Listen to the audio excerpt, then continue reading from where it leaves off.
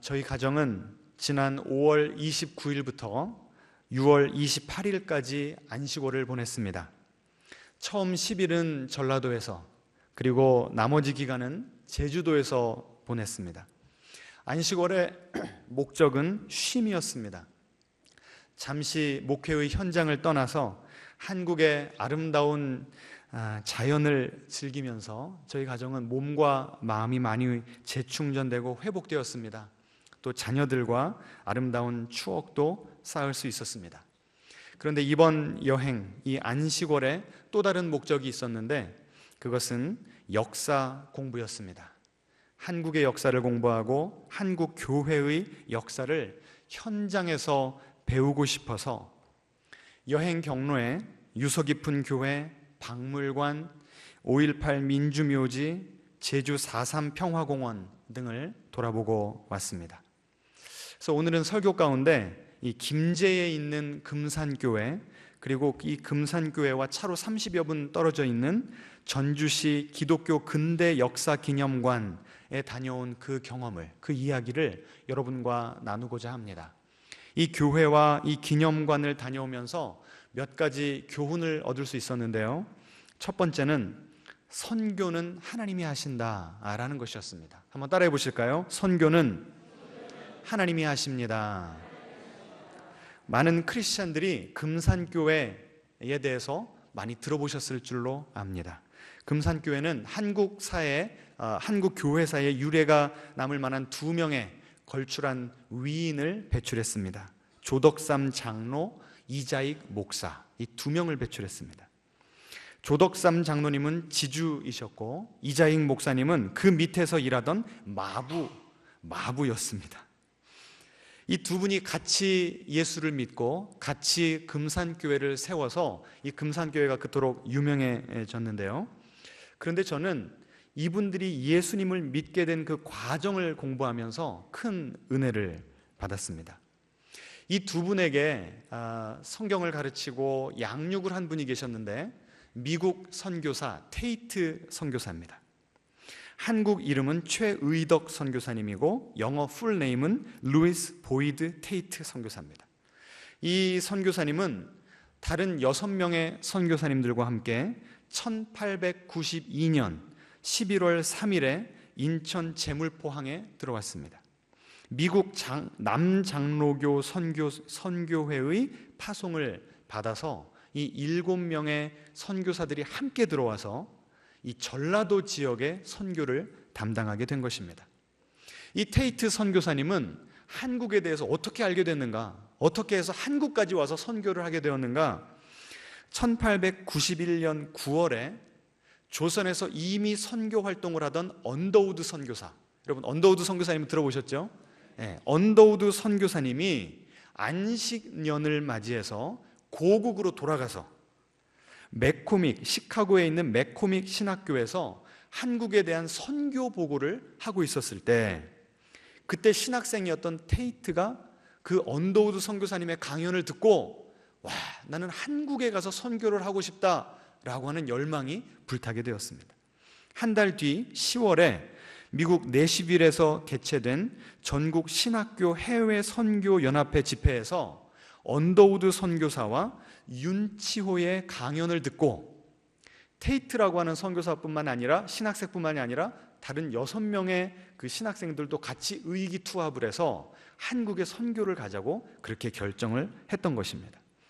그래서 1892년 9월 27일에 샌프란시스코에 모여서 태평양을 건너서 10월 5일 일본 요코하마에 도착을 했고 11월 3일 드디어 조선 땅을 밟게 된 것이었습니다.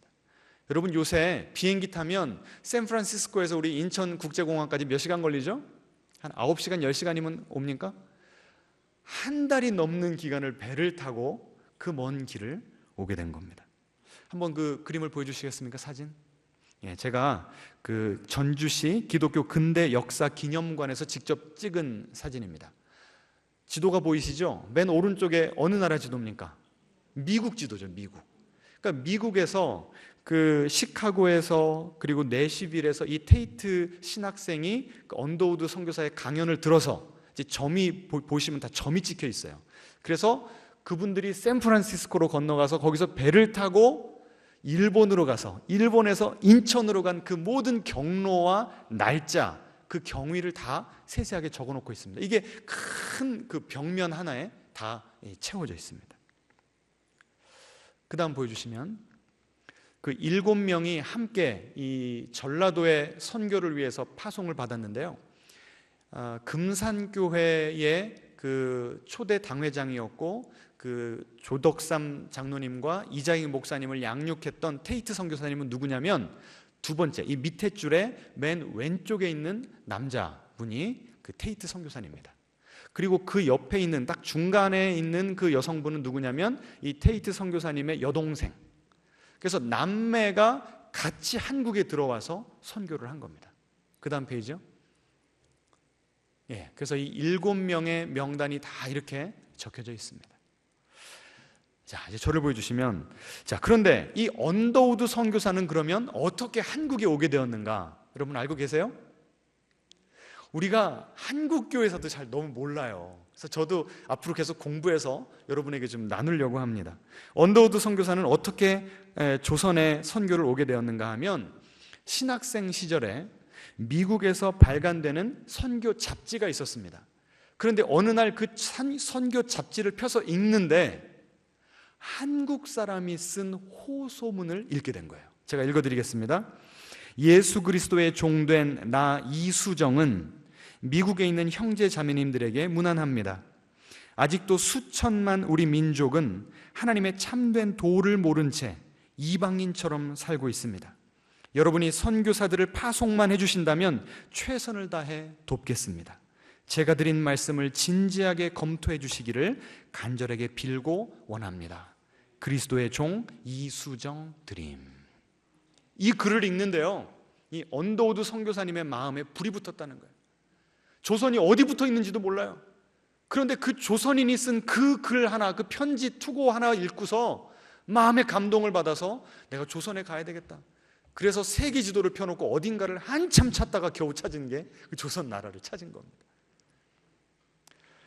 그래서요, 이 언더우드 선교사님은 1884년 12월에 요코하마에 도착했고, 그 이수정이라고 하는 분이 그 언더우드 선교사님이 한국에 온다는 소식을 듣고 일본에서 그 요코하마 그 항구에서 이 언더우드 선교사님과 만나게 된 겁니다. 그리고 이 이수정이라고 하는 분이 무엇을 했냐면 예수님을 믿자마자 마가복음을 한글로 번역을 한 거예요. 그래서 언더우드 선교사가 인천 제물포항에 내릴 때 잔뜩 들고 간 것이 바로 이수정이 번역한 마가복음서를 들고 들어간 것입니다. 자, 좀 이제 계보가 그려지지 않습니까? 이 조덕삼과 이자익이 누구 때문에 예수를 믿게 됐다고요? 테이트 선교사. 테이트 선교사는 누구 때문에 한국에 대한 선교에 불이 타게 됐다고요? 언더우드 선교사. 언더우드는 누구 때문에? 이수정 때문에. 그럼 이수정이라는 인물은 누군가? 궁금해요, 안 궁금해요? 나눌까요, 말까요? 1882년 이모군란 때 명성황후의 목숨을 지키는데 공헌한 사람이 바로 이 이수정이라고 하는 양반이었답니다. 그래서 고종이 이 사람을 잘 본 거예요. 일본에 유학을 보내준 겁니다. 그래서 이 이수정은 어떻게 하면 이 조선이 선진 문명을 잘 받아들여서 잘 먹고 잘 살 수 있을까, 이 문제의식을 가지고 일본에 간 것이었습니다. 가서 누구를 만났냐면 쯔다센이라고 하는 사람을 만났는데, 이 쯔다센이라고 하는 분은 이미 유럽에 가서 농학, 어떻게 하면 농사를 잘 지을 수 있을까를 배우고 온 사람이었어요. 근데 이 쯔다센이라고 하는 분은 유럽에 있을 때 공부하면서 예수님을 만나게 돼서 세례를 받고 독실한 크리스찬이 된 거였어요. 그래서 일본에 왔는데 이수정이 배우러 왔으니까 집에 초청을 해서 대화를 나눈 겁니다. 그런데 이수정이 그 집 거실에 걸려있는 한문 족자의 시선이 꽂히게 된 거예요. 그 한문의 그 번역을 해보니까 무언가 하면 마음이 가난한 자는 복이 있나니 천국이 저희 것이며, 애통하는 자는 복이 있나니 저희가 위로를 받을 것이며. 이분이 한학자니까 한어 이 고전은 많이 읽어봤잖아요. 게다가 동양 사람이면 복 좋아해요, 싫어해요? 좋아하죠. 그런데 어떤 사람이 복이 있다고요? 마음이 가난한 사람이 복이 있고 애통하는 사람이 복이 있다는 겁니다. 상식에 맞아요, 안 맞아요? 안 맞죠. 너무 이게 이해가 안 돼서 그 내용을 가지고 이 찌다센이라고 하는 사람과 대화를 나누다가 이 찌다센이 이 이수정이라고 하는 분한테 신약 성경, 한문으로 된 신약 성경을 준 겁니다, 선물로. 그래서 일본 유학 가운데 그거를 계속 성경에 빨려 들어갈 것처럼 읽으면서 성경 공부를 하고 6개월인가 7개월 만에 미국 선교사님에게 세례를 받게 돼요. 2시간 동안 기독교 진리에 대해서 질문을 하고 답하면서 그래, 이 사람은 기독교 진리를 제대로 파악하고 있구나 해서 통과를 시켜준 거예요.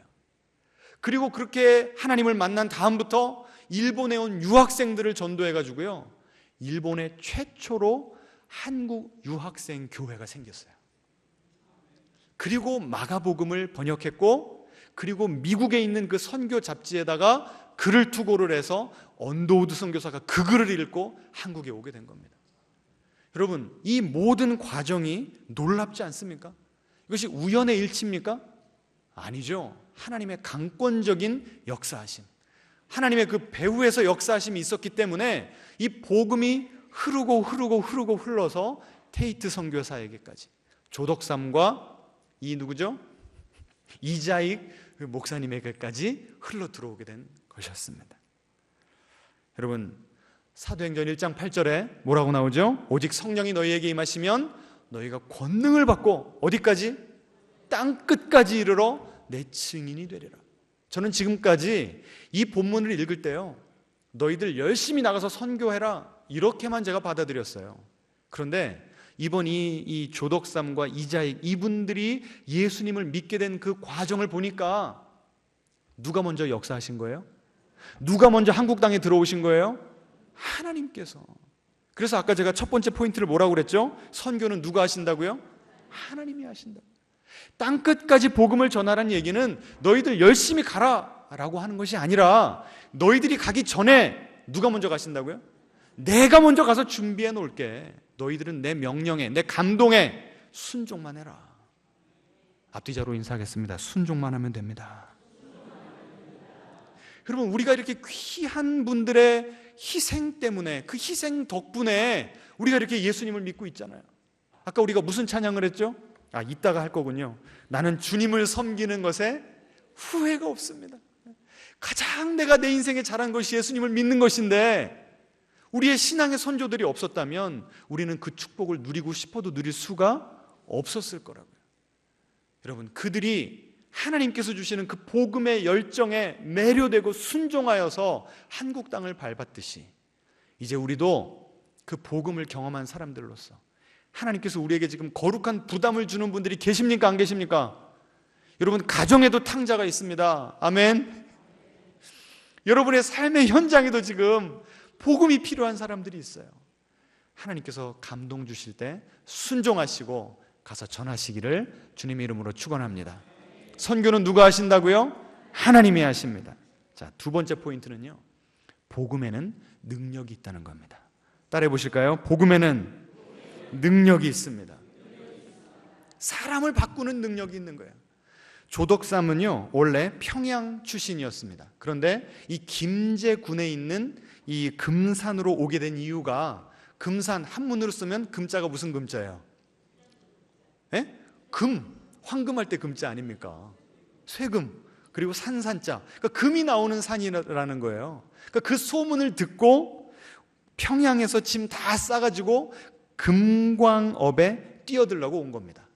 그리고 원래 사업가라 가지고 비단 장사도 하면서 그 이득이 나올 때마다 땅을 사들여서 농사도 짓고 과수원까지 하는 아주 유능한 사업가였습니다.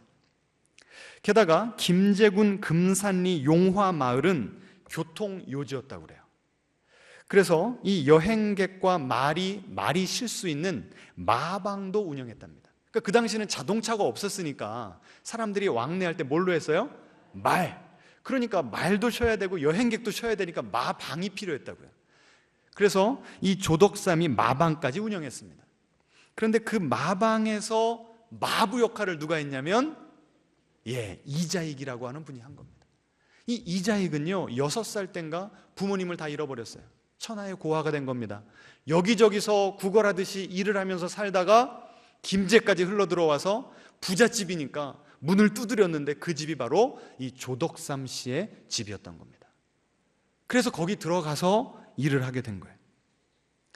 자, 그 마방에서요 누가 들락날락했냐면 선교 활동을 하던, 이 전라도에서 선교 활동을 하던 테이트 선교사가 들락날락한 겁니다.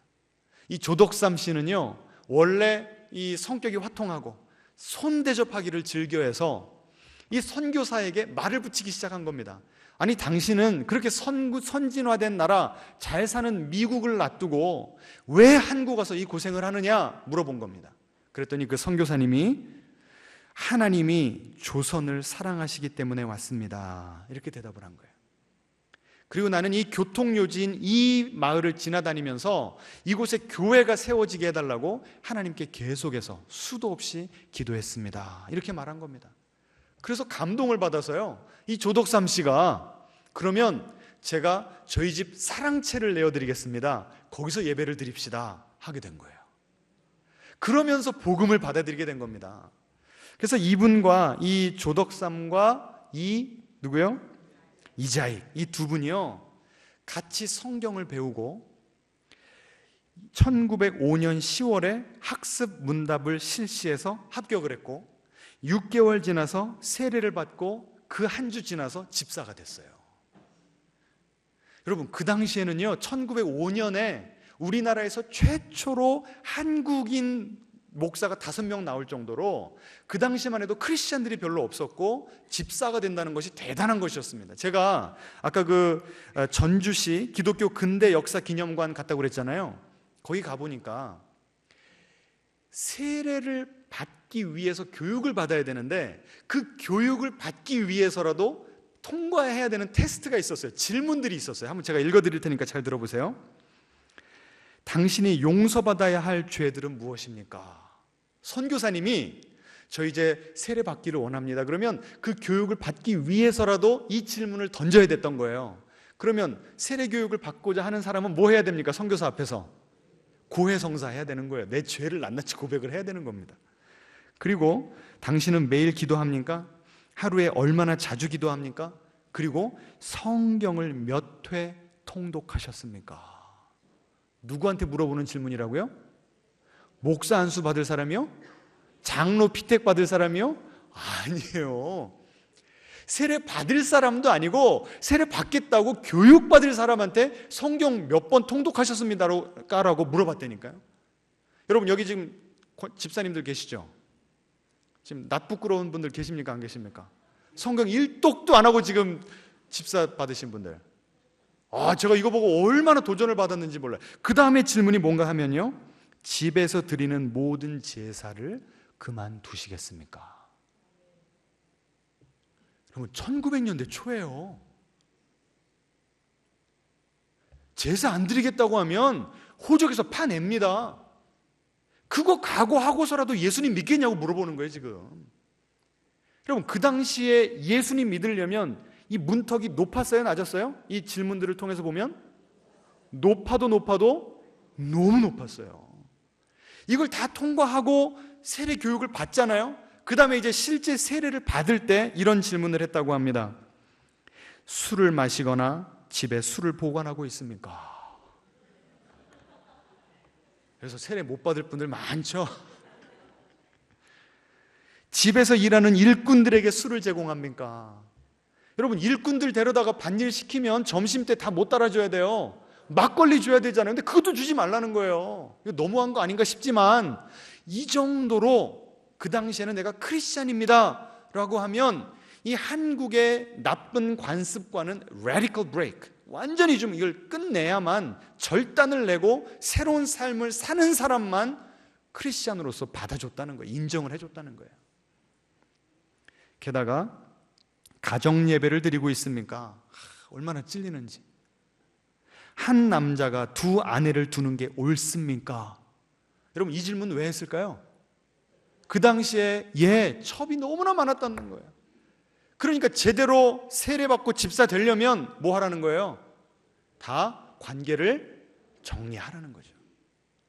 제가 이거 보고요, 야, 이제 저도 우리 봉신교회에서 집사, 아무나 집사 안 줘야 되겠다 생각이 들었습니다. 우리 교회 등록하신다고 등록서 써주시면 전에는 감사합니다 그랬거든요. 이제는 문턱을 높여야 되겠어요. 각오하시기 바랍니다. 이 명목상 크리스찬들이 아니라 참 크리스찬들을 길러내고 훈련시켜야 되겠다. 제가 얼마나 큰 도전을 받았는지 모르겠습니다. 그러니 이 조덕삼 장로, 이자익 목사, 이 두 분이 학습을 통과하고 세례를 받고 집사가 됐다는 것은 이미 마음에 복음으로 이 마음과 인생의 변화가 일어났다는 거예요. 그 변화를 어떻게 할 수 있는가? 이 조덕삼 집사님은요, 이자익 그 마부에게 글을 가르쳐 줬어요. 그럼 이거 놀랍습니까? 아니면 그냥 일상에 일어나는 일입니까? 놀라운 일이죠. 이 조덕삼 지주가 자기 아들을 서당에 보낸 거예요. 서당에서 그 한문을 공부하고 있으니까 이 누구요? 자꾸 이자익 마부가 그 서당 바깥에서 들리는 그 소리를 들으면서 자기 혼자 외우고 있는 거를 조덕삼이 본 거예요. 그래서 어느 날 저녁에 부른 겁니다. 얘야, 내가 이제부터 너에게 한문을 가르쳐 주마. 너 지금까지 외운 거 한번 해볼래? 쓸 줄은 모르는데 하늘천 따지 쫙 외우더랍니다. 그래서 야, 너 머리 좋구나. 그래서 가르쳤다는 거예요. 그래서 이 누구요? 이자익이 한문으로 된 성경을 읽으면서 이 하나님의 말씀을 제대로 깊게 이해하게 됐다는 겁니다. 누구 덕택이에요? 조덕삼 덕택에. 게다가 이제 이자익이 나이가 차니까 신앙 좋은 아내 좀 찾아달라고 주변에 있는 크리스찬들에게 수소문을 해가지고 참한 아내를 데려다 주면서 한 가정을 이루어 줍니다. 이거 대단한 일 아닙니까? 자, 그런데 이제 1907년이 됐습니다. 이 금산교회는 1905년에 시작이 됐는데 1907년이 된 거예요. 이 테이트 선교사는 금산교회 장로 선거를 실시합니다. 집사는 몇 명밖에 없었는데 2명밖에 없었는데 그 2명을 투표에 붙인 거예요. 그랬는데 결과가 나왔습니다. 지주 조덕삼은 어떻게 됐을까요? 떨어졌어요. 그리고 마부 이자익은 장로가 된 거예요. 아주 곤란한 일이 생긴 겁니다. 만약에 여러분이 조덕삼이라면 어떻게 하겠어요? 지금 이렇게 모여서 예배드리는 장소를 누가 제공했습니까? 조덕삼이. 교회에서 일마다 때마다 재정을 누가 담당했습니까? 조덕삼이. 그런데 그걸 아는 성도들이 조덕삼을 장로 세운 것이 아니라 누구를? 이자익을 세워버렸어요. 참 성도들도 대단해.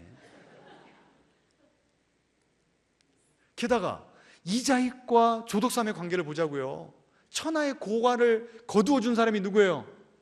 글 공부시켜 준 사람이 누구예요? 장가 보내준 사람이 누구예요? 그런데 어떻게 지가 장로가 먼저 될 수가 있냐고. 열불이 나도 얼마나 열불이 날 것이며 수치도 그런 수치가 없고요. 그런데 그 금산교회 가시면 금산교회 전시관이 따로 있어요. 길 하나 건너면 전시관이 있는데 그 전시관에 그날의 날을 그날에 있었던 일을 이렇게 기록하고 있습니다. 그 결과가 나오자마자 제가 읽어드릴게요. 이자익 영수는, 이 영수는 뭐냐면요, 집사와 장로 사이에 있는 직책으로서 그 당시에는 목사도 없었고 선교사님이 여러 교회를 돌아다니면서 목회를 해야 됐기 때문에 주일 예배, 수요 예배, 새벽 예배 다 설교할 수가 없어요. 그래서 영수에게 이런 교회의 행정과 말씀을 전하는 역할을 준 거거든요. 그래서 이자익과 조덕삼 둘 다 집사 직분에서 이제 한 단계 더 올라가서 영수가 됐었던 거예요. 조덕삼이 이 떨어지고 나자마자 공동의회에서 발언권을 얻어서 이렇게 말한 겁니다. 이자익 영수는 저보다 어떻다고요? 믿음이 좋습니다. 이 같은 분이 교회의 일꾼이 되어야 합니다. 이렇게 된 것은 하나님의 뜻입니다. 하나님의 뜻에 따라서 결과에 순종하여 받들겠습니다. 성도 여러분께 감사드립니다. 교회가 두동강 날 뻔했는데 큰 시험 들 뻔했는데 조덕삼 이 신앙인이, 이 영수가 복음으로 자기의 내면이 이렇게 변화된 모습을 그대로 살아냈기 때문에 이 조덕삼 씨의 인격 가운데 그 예수님의 마음이 그대로 드러났기 때문에 그 위기가 은혜롭게 잘 마무리될 수 있었던 것입니다. 여러분, 그 당시에는 얼마나 수치스러웠겠습니까?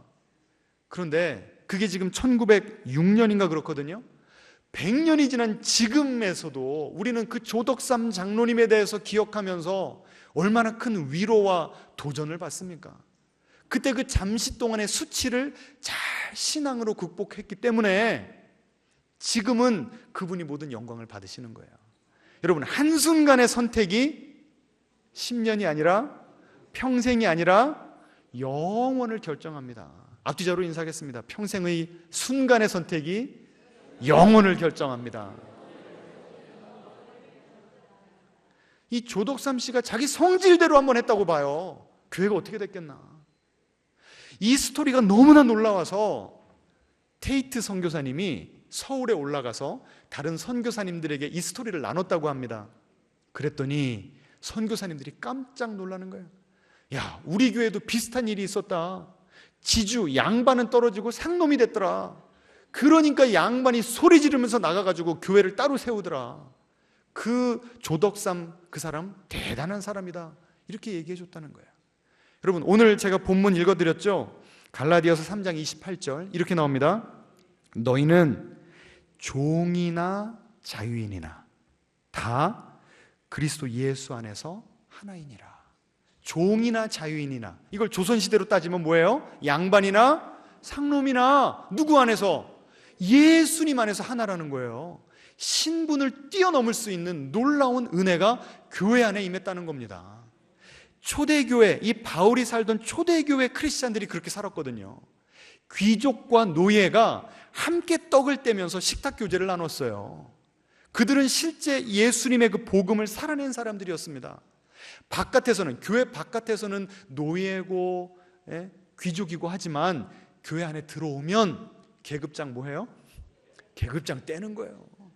나도 하나님의 자녀고 당신도 하나님의 자녀입니다. 똑같은 하나님을 아버지로 섬기고 있는데 왜 위아래가 있습니까? 이 복음의 급진성을 그대로 살아내는 사람들이 초대교인들이었는데 우리 한국 교회에도 그런 케이스가 있다는 게 얼마나 감사하고 자랑스러운지 모릅니다.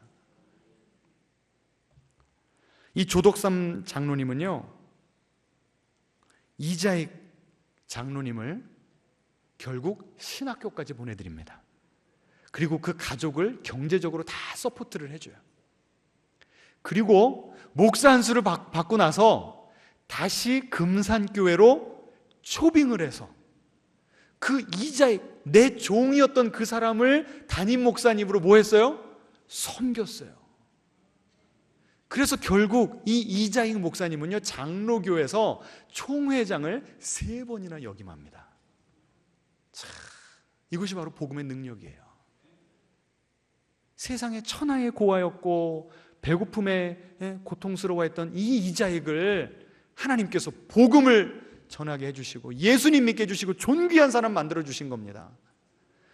복음 없어도 이미 존귀했던 이 조덕삼을 하나님께서 복음으로 낮추시고 겸손하게 하시고 나의 자아를, 나의 자존심을, 나의 수치심을 십자가에 못 박게 하시고 오히려 나의 종이었던 사람을 주의 종으로 섬기게 하심으로 이 한국 교회사에 놀라운 위대한 인물들로 만들어주신 거예요. 이게 바로 복음의 능력인 줄 믿으시기 바랍니다.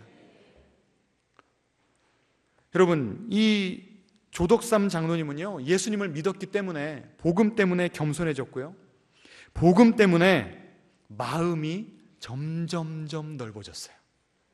제가 이거를 다시 공부하면서요, 제 자신의 모습을 비춰보면서 얼마나 부끄러운지. 여러분은 어떠세요? 예수님을 믿은 지 한 해 한 해 이 횟수가 더해지면서 다른 사람들, 나보다 못한 사람들, 못마땅한 사람들 포용하는 그 범위가 점점 넓어지고 있습니까? 아니면 점점점 밴댕이 속이 돼가고 있습니까? 이거 정말 우리 스스로 점검해 봐야 됩니다. 이 조덕삼 장로님을 보시고 큰 도전 받으시고 인생의 이 복음으로 우리 인생을 다시 한번 갈아엎는 그런 기회가 되기를 축원합니다. 자, 한 가지 좀 사이드로 제가 보여드릴 게 있는데, 그 교회가 계속 부흥을 하니까요, 교회 건축을 해야 돼요. 그런데 이 조덕삼이 건축할 땅을 헌납했습니다. 그때가 언제인 줄 아세요? 장로 선거에서 떨어졌을 때. 여러분 같으면 그렇게 하실 수 있겠어요? 저 같으면 제가 담임 목사면 장로 선거 떨어진 집사님이 교회만 문제 안 일으키고 조용하게 교회만 다녀주시는 것만도 고마울 것 같아. 근데 뭐까지 했다고요? 교회 건축하라고 땅을 헌납을 했다니까요. 그래서 지은 교회가 금산교회인데 기역자 교회입니다. 보여주시겠습니까? 예, 딱 기역자죠. 그 다음이요, 설계도를 보시면 남자가 들어가는 문이 따로 있고요, 여자가 들어가는 문이 따로 있어요. 그리고 그 강단에 목사님이 들어가는 문이 따로 있습니다. 남녀 7세 부동석이기 때문에 그 당시의 유교적인 문화를 충분히 감안해서 교회를 저렇게 만든 거예요. 그리고 가운데 보시면 뭐라고 나와 있습니까? 휘장이라고 나왔죠? 휘장이 하나가 아니고 두 개입니다. 첫 번째 휘장은 어디와 어디를 나눠요?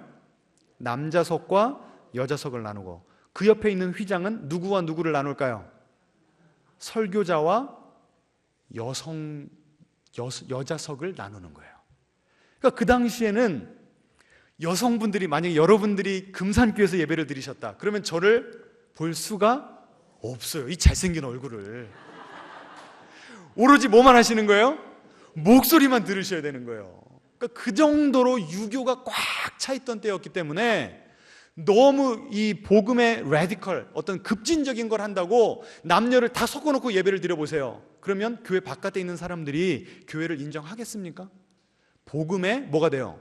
걸림돌이 되기 때문에 한 사람에게라도 더 복음을 전하기 위해서 어떤 문화들은 배척했지만, 근데 크리스찬 아이덴티티를 위해서 배척했지만, 이런 남녀 7세 부동석 이런 문화는 그대로 받아들이게 됐던 겁니다. 그 다음 보여주세요. 네, 그래서 제가 남자석을 보고 지금 제가 설교하고 있는 걸 찍었습니다. 그 다음이요. 자, 이 휘장 몇 개가 보이세요? 두 개잖아요. 두 개. 남녀를 가르고 목사와 여자 가렸던 것입니다. 그 다음에 목사님이 들어가는 그 문이 하나가 있었는데요, 문을 아주 낮게 만들었답니다. 게다가 테이트 선교사님은 키가 컸대요. 그러면 설교하러 들어갈 때마다 어떻게 해야 돼요? 고개를 숙이면서. 어떤 의미가 있을까요? 겸손해야 된다. 참, 이 의미가 있는, 이렇게 보니까 크게 보이는데요, 기껏해야 27평? 아주 작은 예배당입니다. 그런데도 역사적인 의미가 있는 그런 예배당이에요. 그 다음에요. 인형으로 그 당시 예배 실황을 이렇게 그려놨습니다. 자, 제가 이제 마지막 포인트를 만들겠습니다. 첫 번째는 뭐였죠? 선교는 누가 하신다고요? 하나님이 하신다. 두 번째, 복음은 사람을 변화시키는 능력이 있다. 세 번째는요, 부모의 신앙을 자녀가 본받게 된다는 거예요. 따라해 보겠습니다. 부모의 신앙을 자녀가 본받게 됩니다. 이 조덕삼 장로님은요, 1906년에 사제를 털어서 유광학교를 설립했습니다. 금산교회는 1905년에 설립을 했는데 1년도 안 돼서 학교를 세운 거예요. 그래서 그 학교에서 한글 교육을 시키고, 또 그 당시 이 조선의 상황이 풍전등화 아니었습니까? 민족 교육을 시키고, 선교사님들로부터 축구를 배워가지고 축구팀을 만들었습니다. 마음과 몸을 다 건강하게 한다고 하면서. 그리고 결국 52세의 나이로 소천했습니다. 그리고 그 아들 조영호 장로가 유광학교 교장직을 이어받았습니다. 일제강점기 때에도 공산당의 탄압 가운데도 교회와 학교를 잘 지켜냈습니다. 그리고 손자 조세형은 유광학교에서 공부하다가 서울대를 졸업하고 4선 국회의원이 되었습니다. 그리고 주1 대사로 나라를 섬겼어요. 그리고 무엇보다도 2000년 5월에 할아버지와 아버지가 장로 장립을 받은 그 금산교회에서 장로가 되었습니다. 자, 보여주시겠습니까? 조세형 장로님이십니다. 소천하셨다고 제가 들었습니다. 그 다음이요, 이걸 보고 제가 참 은혜를 받았어요. 이 당회원을 쭉 써놓은 건데요, 맨 윗줄은 목사님들입니다. 그 이자익 목사님이 지금 장로였다가 목사님이 되었기 때문에 그 목사에도 사진이 있고요, 그 다음 밑에 줄은 장로님들인데 1대 장로님이 이자익 장로님이었습니다. 그 다음에 2대가 조덕삼, 그 다음에 그 조덕삼 장로님의 아들인 누굽니까? 조영호 장로님이 이 금산교회의 6대 장로님이시고, 그 다음에 그 손자 조세영 국회의원이 9대 장로님이세요. 자, 이걸 보면서요, 와, 우리 교회에서도 좀 이런 가문이 나타났으면 좋겠다, 막 이 소원이 생기더라고요. 여러분, 믿음의 가문을, 믿음의 유산을 잘 이어가는 그런 가정 이루시기를 주님의 이름으로 축원합니다. 자, 그리고 마부 이자익, 이분이 목사님이 됐는데 총회장을 3번 역임하셨고, 이분의 손자들 가운데 이규환 장로님은 독일에 유학을 가서 고분자 화학으로 박사학위를 받고 한국에 돌아와서 연구원으로 일하시다가 은퇴 후에 중국 연변과학기술대학교 초빙 교수로 그곳에서 그 학생들을 가르치면서 이 중국인들과 조선족들에게 복음을 전하는 그런 활동을 하시다가 소천하셨다고 합니다. 그래서 2005년도에 대전신학교에서 이자익 목사님의 기념관 현판식이 있었는데, 조덕삼 장로님의 손자인 조세형 장로가 축사를 맡았고, 이자익 목사님의 손자인 이규환 장로님이 인사말을 맡았습니다. 그런데 인사말을 하기 전에 이 이규환 장로님이 조세형 장로님에게 90도 인사를 하면서 이런 말을 했다고 합니다. 우리 할아버지께서 주인을 잘 만났습니다. 만약에 우리 할아버지께서 주인을 잘못 만났다면 우리들도 없고 우리 할아버지도 안 계셨을 것입니다. 여러분, 오늘 맥주 감사주일입니다. 무엇으로 감사하라고 제가 설교를 할까 고민을 하다가 이 조덕삼, 이자익, 이 두 분의 신앙이 떠오른 겁니다. 그래서 제가 오늘 설교 제목을 뭐라고 했어요? 신앙의 선배들로 인한 감사.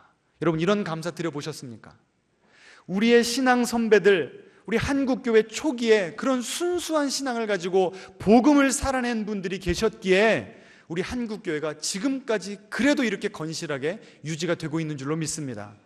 그렇다면 그들 때문에 감사함과 동시에 이것이 우리에게 도전이 됩니다. 우리도 누군가에게는 믿음의 선배가 되어야 되지 않겠습니까?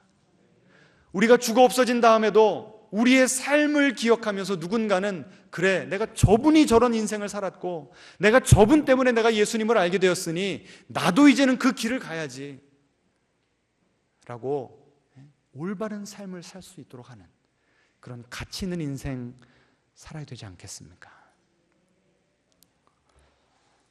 우리 함께 찬양하고 기도할 때에, 하나님, 제가 이런 삶을 살겠습니다. 저에게 지금 원하시는 삶이 무엇입니까? 누구에게 복음을 전하기를 원하시고 저의 삶의 어떤 영역에서 이런 복음을 실천하기를 원하십니까? 하나님께 좀 물어보시고 회개하시고 결단하면 좋겠습니다.